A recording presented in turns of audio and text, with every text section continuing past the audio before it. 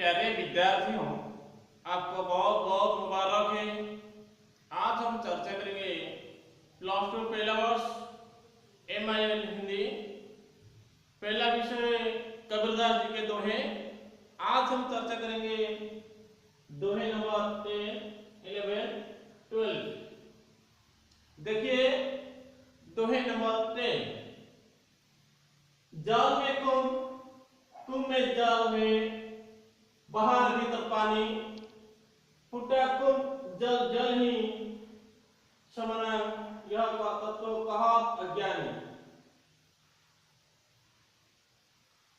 प्यारे विद्यार्थियों, इस दोहे में कबीरदास आत्मा परमात्मा के बारे में चर्चा करके कहते हैं, इंसान का शरीर का अंदर में आत्मा है। इंसान का शरीर जब नष्ट हो जाता है, शरीर का अंदर में जो आत्मा है और परमात्मा के पास जाकर लीन हो जाता है। किस प्रकार आज हम चर्चा करेंगे इस दोहा नंबर 10 में। देखिए, जल में कुम में जल, बाहर भीतर पानी का अर्थ होता है, आप लोग जल देखते होंगे, अगर कोई मटकी के अंदर में जो पानी रहता है, एक भरा मटकी के अंदर में पानी है। मैं कह रहा हूं मटकी के अंदर में पानी है, भीतर पानी है, बाहर पानी है। किस प्रकार मैं बता रहा हूं इस दोहे के माध्यम। जल में कुम में जल, बाहर भीतर पानी, फुटा कुम जल जल समानन, यह तो कहा अज्ञान। अर्थ होता है एक कुम का मतलब होता है एक मटकी।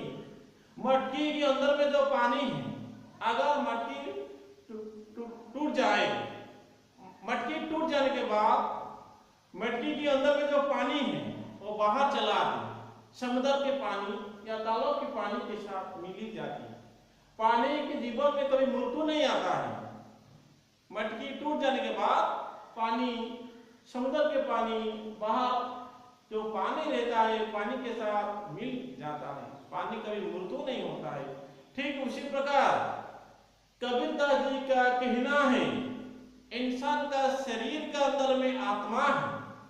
जब इंसान का शरीर नष्ट हो जाता है, मर जाता है, तब शरीर का अंदर में जो आत्मा है वो आत्मा जाके परमात्मा के पास लीन हो जाता है।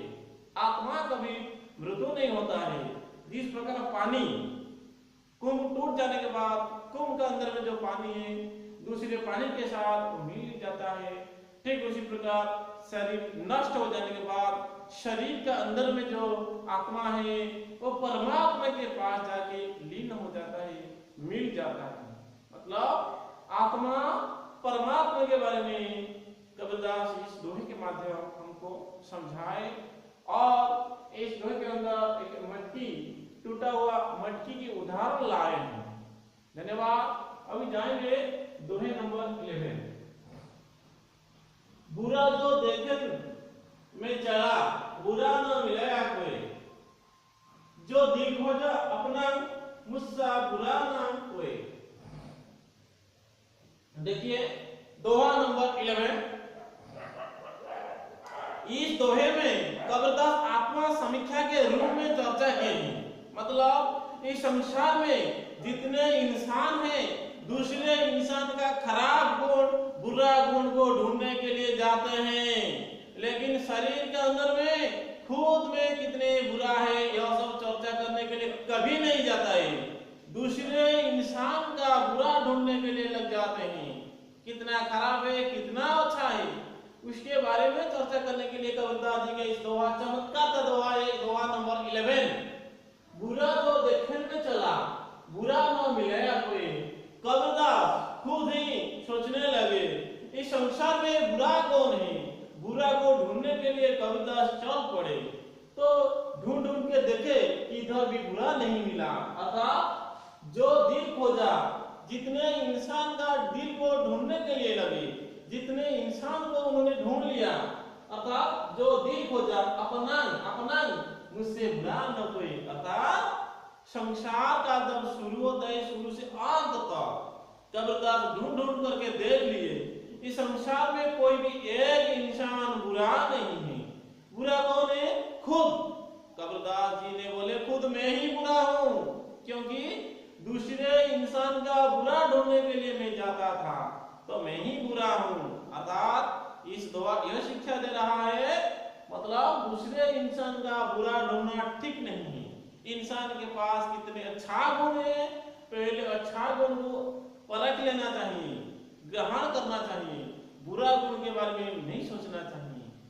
तो इस दोहा का अर्थ ऐसा होता है। तो यह दोहा का आत्मा समीक्षा का रूप है। तो विद्यार्थियों, आप लोग पहले खुद के बारे में सोचिए, आप कैसा है, उसके बाद हम दूसरे इंसान के बाद हम चर्चा करेंगे हम कितने अच्छा हैं, हम अच्छा है या बुरा है।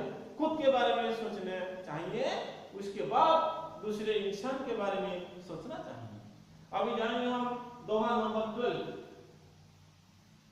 माला तो तने फिरे जीव की मुख माही, मनमन तो 10-20 फिर यह तो सुमिरन नहीं। इस दोहे में कबीरदास भगवान के स्मरण के बारे में चर्चा की है।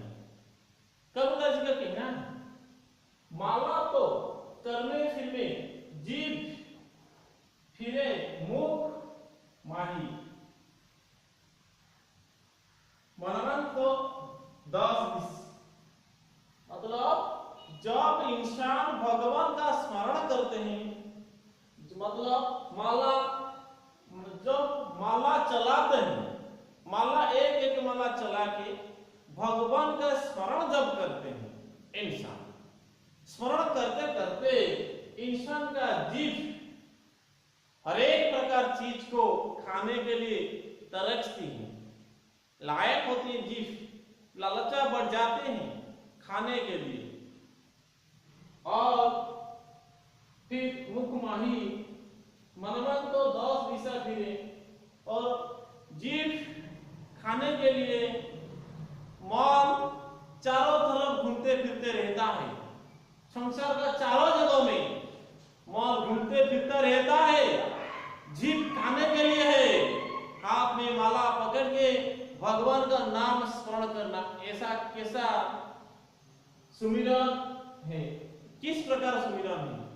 कबीरदास प्रश्न क्या है, यह किस प्रकार स्मरण है। आप लोग जीभ खाने के लिए मौन चारों तरफ चक्कर काट रहा है, हाथ में माला है, भगवान का स्मरण कर रहा है, और किस प्रकार का स्मरण है।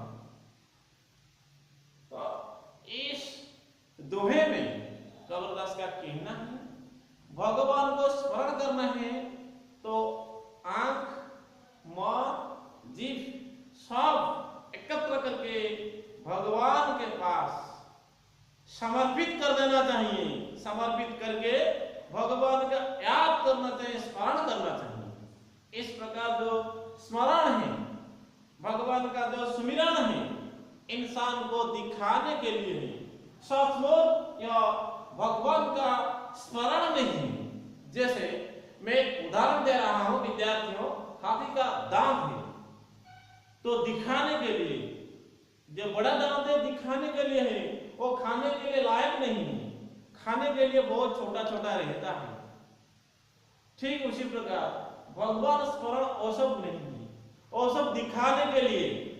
भगवान का स्मरण तो खुद को समर्पित कर देना चाहिए भगवान के पास। Thank you. यह था 2 नंबर